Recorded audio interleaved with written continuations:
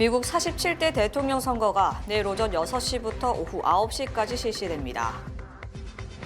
미주 한인 역사상 최초의 연방 상원 의원에 도전하는 앤디 김 의원이 내일 당선될지 귀추가 주목됩니다. 아담스 뉴욕시장은 뉴욕시 전역에 가뭄주의보를 발령하고 물 전략을 당부했습니다.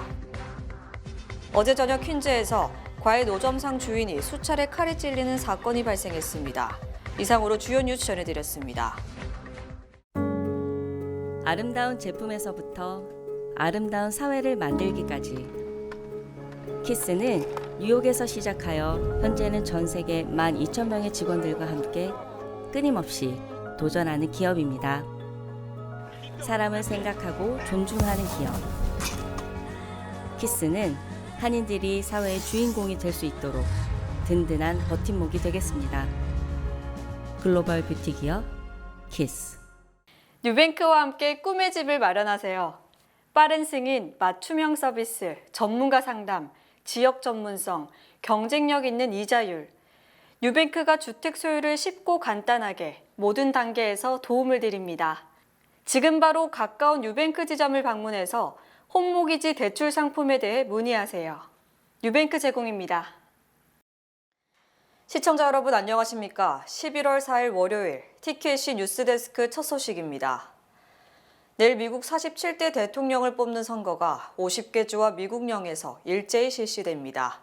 초박빙의 판세에서 여러분의 한 표 한 표가 당락을 결정할 것으로 전망됩니다. 뉴욕주 선관위는 투표는 내일 오전 6시부터 오후 9시까지 실시되며 오후 9시까지 투표소 내에 들어온 사람에 한해 9시를 넘더라도 투표를 허용한다고 밝혔습니다. 내일 선거는 연방 차원에서는 제47대 대통령과 연방 하원 435명, 연방 상원 34명 등을, 주 차원에서는 주 상하원 의원 등을 선출하는 것으로 대통령 선거는 선거인당 538명 중 과반수가 넘는 270명 이상의 지지를 받아야 당선됩니다. 만약 7개 경합주를 제외한 나머지 주에서 2020년 대선과 같은 결과가 나온다면 해리스는 226명, 트럼프는 219명을 확보하게 되며 7개 주 선거인단 93명의 향방에 따라 승패가 갈리게 됩니다. 해리스 부통령은 7개 주 중 가장 많은 선거인단이 걸린 펜실베니아주와 미시간, 위스콘신 등 북부 러스트벨트를 가져가면 270명을 확보하게 됩니다. 이 지역은 전통적으로 민주당 강세 지역이지만 2016년 트럼프가 승리하면서 민주공화가 치열한 각축을 펼치는 지역입니다. 하지만 최근 여론조사에서 조지아주는 해리스가 앞서지만 펜실베니아주는 동률이거나 트럼프가 약진하는 상황이어서 트럼프가 펜실베니아주를 차지하면 해리스는 힘들어지게 됩니다. 러스트벨트 외에 조지아와 노스캐롤라이나, 애리조나, 네바다 등 선벨트 4개 주는 트럼프가 한때 앞섰던 지역으로 트럼프가 조지아와 노스캐롤라이나 그리고 펜실베니아만 차지하면 당선됩니다. 즉 해리스와 트럼프 모두 일단 펜실베니아를 잡지 않으면 승리가 힘들어지는 상황이어서 선거운동 마지막 날인 오늘도 이 지역에 총력을 집중했습니다. 최초의 한인 연방 상원 의원에 도전한 앤디 김 연방 하원 의원의 운명을 좌우할 선택의 날이 하루 앞으로 다가왔습니다. 5일에 실시되는 본선거에서 미주 한인 역사상 최초의 뉴저지 연방 상원 의원에 도전하고 있는 앤디 김 연방 하원 의원의 운명이 결정됩니다. 뉴저지주는 오전 6시부터 오후 8시까지 투표소를 운영합니다. 김 의원은 주말 내내 클립튼, 스파르타, 퍼세익 등 뉴저지 곳곳에서 강행군을 소화하며 유권자들의 한 표를 호소했습니다. 특히 김 의원의 주말 유세에 합류한 코리 부커 현 뉴저지 상원의원은 뉴저지 유권자들이 앤디 김을 반드시 연방 상원으로 보내야 한다며 힘을 실어줬습니다. 김 의원은 최근 실시된 각종 여론조사에서 압도적인 지지율을 기록한 바 있어 5일 본선거에서의 압승이 확실시됩니다. 뉴욕주에서는 주 하원 40선거구 7선에 도전하는 롱김 뉴욕주 하원 의원이 중국계 후보와 경쟁합니다. 또 7선에 도전하는 뉴욕주 하원 25선거구 닐리 로직 의원은 한인 후보와 맞붙습니다.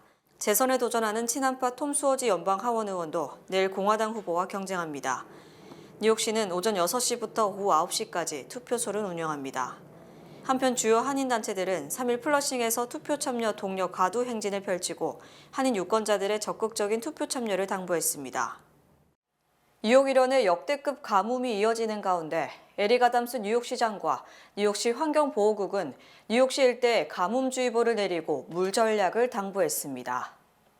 뉴욕시 환경보호국은 이번 10월은 가장 건조한 달로 기록될 정도로 비가 오지 않았고 현재 저수지물이 최저 수준으로 우려스러울 수준이라며 가뭄주의보를 발령했습니다. 가뭄주의보는 주의, 경고, 긴급의 3단계 중 첫 번째 단계로 가뭄이 시작할 단계에 내려집니다. 에릭 아담스 뉴욕시장은 대자연을 지키는 것은 우리의 책임이다. 뉴욕 시민들은 물 부족 현상에 맞춰 물을 아끼는 데 적극적으로 동참해야 한다며 물 절약 샤워헤드 사용, 누수 신고, 호스대진 빗자루로 마당 청소 등 여러 물 절약 방안을 제시했습니다. 한편 기상청에 따르면 뉴욕시의 가을 가뭄은 지난 9월부터 시작됐는데 10월까지 2달간 내린 비가 고작 1.5인치로 같은 기간 평균 강수량 7에서 8인치에 크게 미치지 못했습니다. 또한 뉴욕 트라이스테이트 지역에는 산불 경보가 내려지는 등 가뭄으로 인해 산불이 급증하고 있는 것으로 드러났습니다. 뉴저지주의 경우 지난 9월 이후 377건의 산불이 발생해 628에이커가 불에 탔습니다. 이는 전년 같은 기간 26건에 비해 크게 늘어난 수치입니다. 퀸즈의 과일 가게 주인이 수차례 칼에 찔리는 사건이 발생했습니다. 사건은 어제 저녁 5시 45분경 우드사이드의 59번 스트리트과 루즈벨트 애비뉴 인근에서 발생했습니다. 경찰에 따르면 35세 과일 가게 주인과 47세 남성은 말다툼을 했고 다툼이 격해지자 용의자는 칼을 꺼내들어 피해자를 수차례 찔렀습니다. 피해자는 안정적인 상태로 병원으로 옮겨진 것으로 알려졌습니다. 용의자는 구속 상태로 아직까지 기소되지 않았습니다. 뇌물수수 등 5개 혐의로 현직 시장 최초로 형사 기소된 에릭 아담스 뉴욕시장의 재판일이 2025년 4월 21일로 결정됐습니다. 연방법원 뉴욕 남부지검은 이를 아담스 시장에 대한 형사 재판을 내년 4월 21일부터 시작하기로 결정했다고 밝혔습니다. 이는 내년 6월 24일 치러지는 뉴욕시장 예비선거를 2달 앞두고 아담스 시장의 유죄 여부를 가를 재판이 시작되는 겁니다. 재선을 노리고 있는 아담스 시장 변호인은 선거 일정을 고려해 늦어도 내년 4월 초 전까지 재판이 끝날 수 있도록 더 이른 일정을 요구했습니다. 하지만 재판을 맡은 데이로 판사는 현실적으로 가장 빠른 일정이라고 말했습니다. 아담스 시장 변호인은 이날 법원 심리에서 아담스 시장에게 적용된 5개 혐의 중 하나인 뇌물수수 혐의는 기각돼야 한다고 주장했습니다. 재판부는 피고 측의 혐의 기각 요청에 대해 곧 결정을 내릴 계획이라고 밝혔습니다. 어제 새벽 롱아일랜드에서 불법 길거리 자동차 경주를 벌인 범인들이 경찰의 피해 달아나다 여러 건의 충돌 사고를 냈습니다. 도주 차량 중 한 대는 불이 나는 등 소방관이 출동해 화재를 진압했습니다. 사건은 3일 새벽 2시경 선라이즈 하이웨이 고가도로의 콘맥 로드에서 발생했습니다. 경찰은 불법 자동차 경주가 있던 도로를 폐쇄하고 경주를 끝내려고 했으나 운전자들은 경찰의 피해 달아나려 시도했습니다. 일부는 얼마 가지 못해 붙잡혔지만 다른 일부는 도주 중 충돌 사고를 낸 후 차량을 버리고 도주한 것으로 드러났습니다. 범인 2명은 각각 자신의 차를 타고 도주하다 콘맥로드와 그랜트 애비뉴 근처에서 전봇대를 들이박으며 멈췄고 그 충돌로 인해 한 차량에 불이 났습니다. 운전자는 차에서 빠져나와 도망간 것으로 전해졌습니다. 경찰은 화염의 원인으로 오일 누수를 꼽았습니다. 경찰에 따르면 웨스트 핀스트리트과 위트맨 애비뉴에서도 두 차량이 전봇대를 들이받고 멈춰섰으며 운전자들은 차를 버리고 현장을 빠져나갔습니다. 경찰은 범인들을 수색 중에 있습니다. 올해 대선 사전투표가 7,500만 명을 넘어섬으로써 사실상 전체 투표자의 60% 정도가 이미 투표를 마친 것으로 추정되며 우편 투표의 개표가 완료될 때까지 당락을 알 수 없을 것으로 보입니다. 플로리다대 선거연구소는 미동부 시간으로 어제 오전 6시 기준 사전투표자가 7,500만 명을 돌파했다고 주장했습니다. 플로리다대는 이 중 1,072만 명이 사전투표소를 방문, 직접 투표를 했고 3,427만여 명이 우편으로 사전투표를 마쳤다고 밝혔습니다. 아직 배달되지 않은 우편투표를 감안하면 사전투표는 더욱 늘어날 것으로 예상됩니다. 특히 지난 9월 기준 미국 전체 유권자는 1억 8,650만 명이어서 이 중 70%가 투표를 한다면 전체 투표소는 1억 3천만 명이 됩니다. 따라서 7,500만 명이 사전투표를 했다는 것은 이미 전체 투표자 중 57%가 투표를 마쳤다는 것으로 사실상 공개만 되지 않았을 뿐 대선 향방은 이미 정해졌을 가능성이 큽니다. 올해 대선 사전투표자는 팬데믹이라는 특수 상황으로 사전투표가 많았던 2020년 1억 145만 명에는 미치지 못하지만 2016년 대선 때 4,724만 명보다는 50% 이상 급증한 겁니다. 따라서 내일 현장 투표 후 내일 밤이나 새벽에 현장 투표 결과가 나오더라도 박빙의 경우 우편 투표가 도착할 때까지 며칠이 더 지나야 승부를 알 수 있게 됩니다. 2020년 대선 때도 투표 뒤 3일이 지나도 승패가 결정되지 않았고 나흘이 지나서야 바이든 대통령이 승리했다는 소식이 타전된 바 있습니다. 이에 대해 워싱턴 포스트 등은 각 주별로 우편 투표를 개표하고 집계하는데 최장 13일이 걸릴 수 있다고 보도했습니다. 사실상 대선 전 마지막 여론조사에서 해리스 부통령이 7개 경합주 중 4개 주에서 앞섰지만 차이는 크지 않았습니다. 또 MBC의 전국 단위 여론조사에서는 동률을 기록해 내일 어느 쪽 지지자가 더 투표하느냐가 승패를 가를 것으로 전망됩니다. 뉴욕타임스와 CNN 칼리지가 지난달 24일부터 지난 3일까지 7개 경합주에서 실시한 여론조사에 따르면 해리스 부통령은 조지아 등 4개 주에서 근소한 차로 트럼프를 앞섰고 2개 주에서는 동률을 기록한 반면 1개 주에서만 열세로 나타났습니다. 이 조사에서 해리스는 네바다주에서는 3%포인트, 노스캐롤라이나와 위스콘신에서 2%포인트, 조지아주에서 1%포인트 차로 트럼프를 이겼습니다. 또 선거인단이 가장 많은 펜실베니아주와 미시간주에서는 48대 48, 47대 47로 동률을 기록했고 트럼프 전 대통령은 아리조나주에서만 4%포인트 차로 확실한 우위를 보였습니다.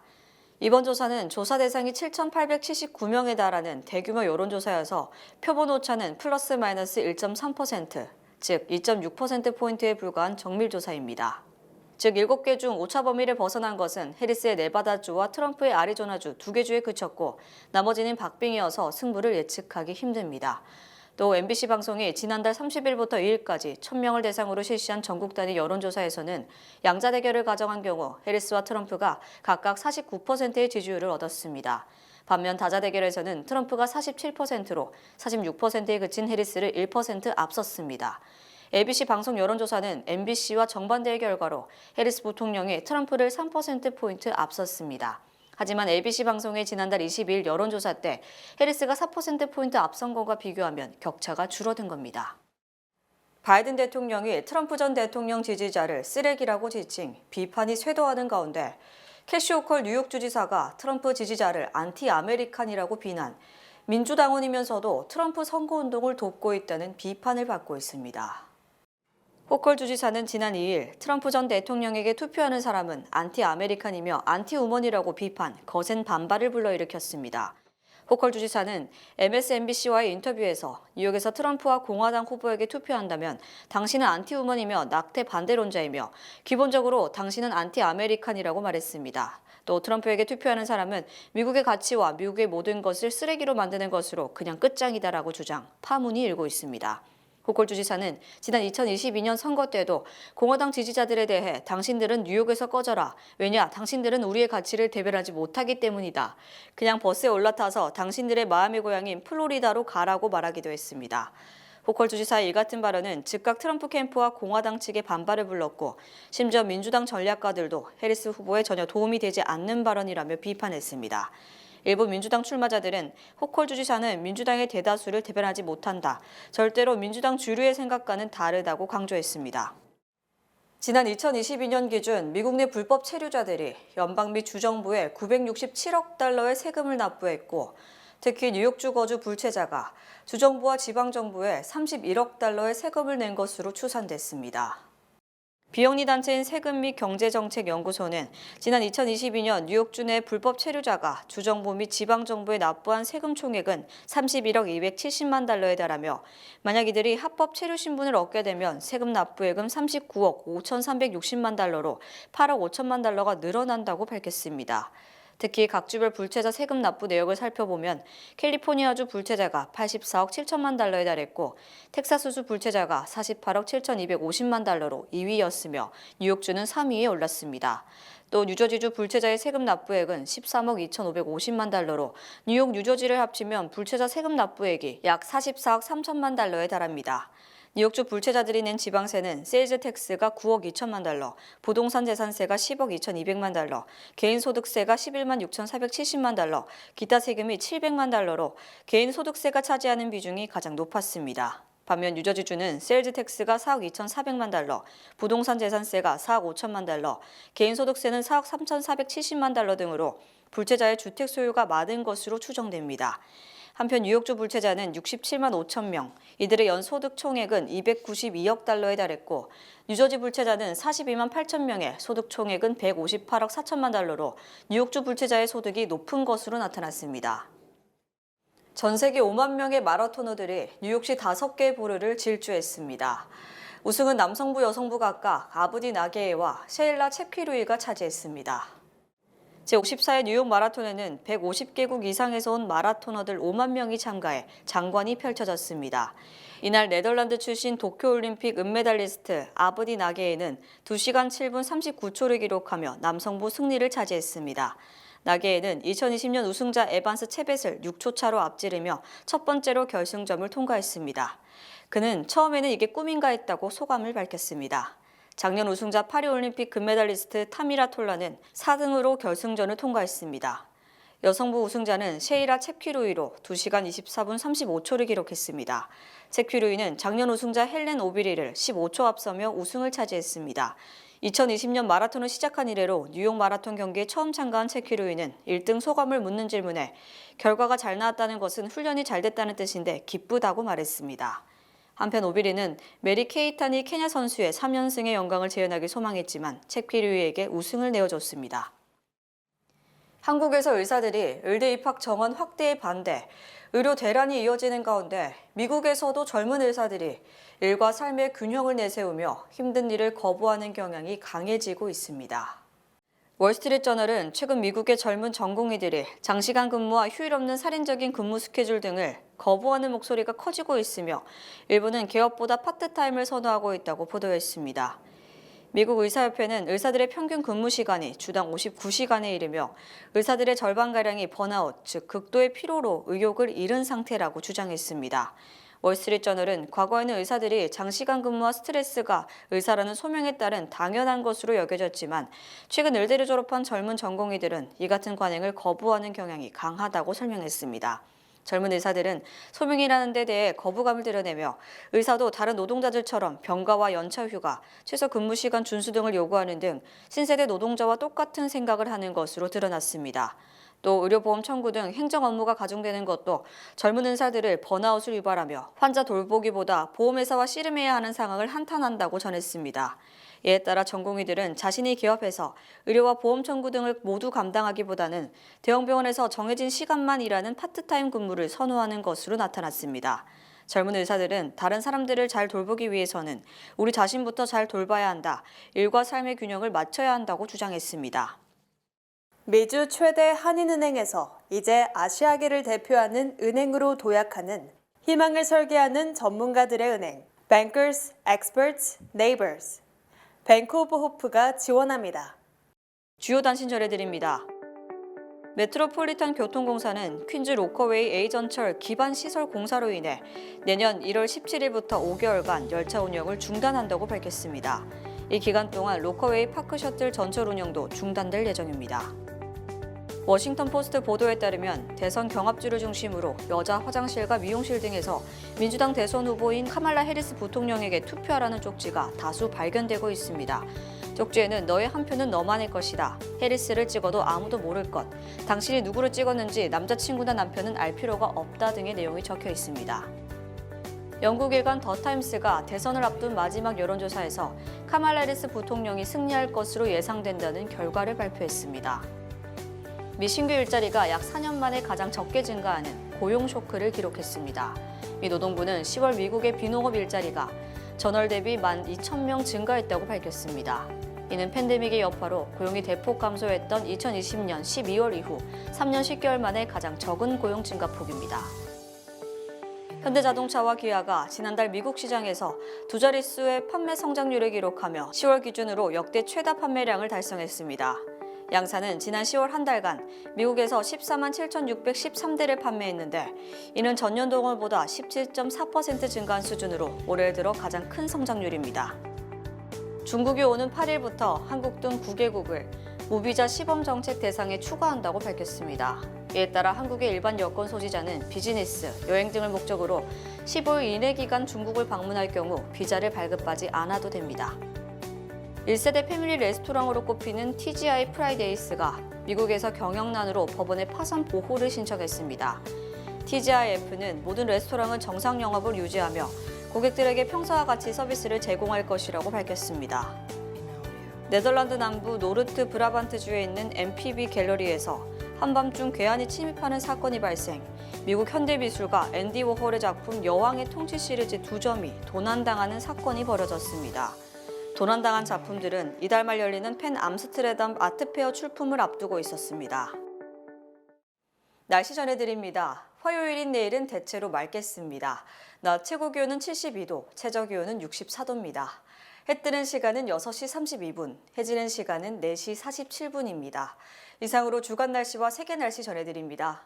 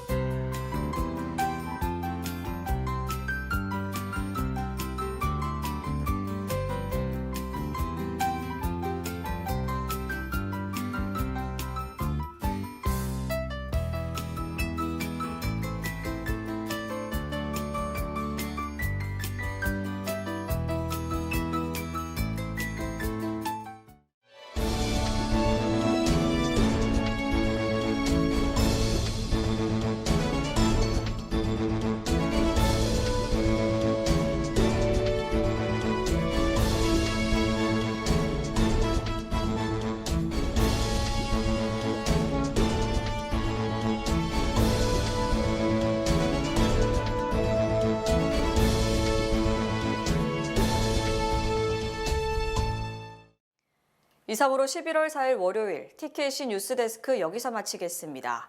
시청해주신 여러분 고맙습니다.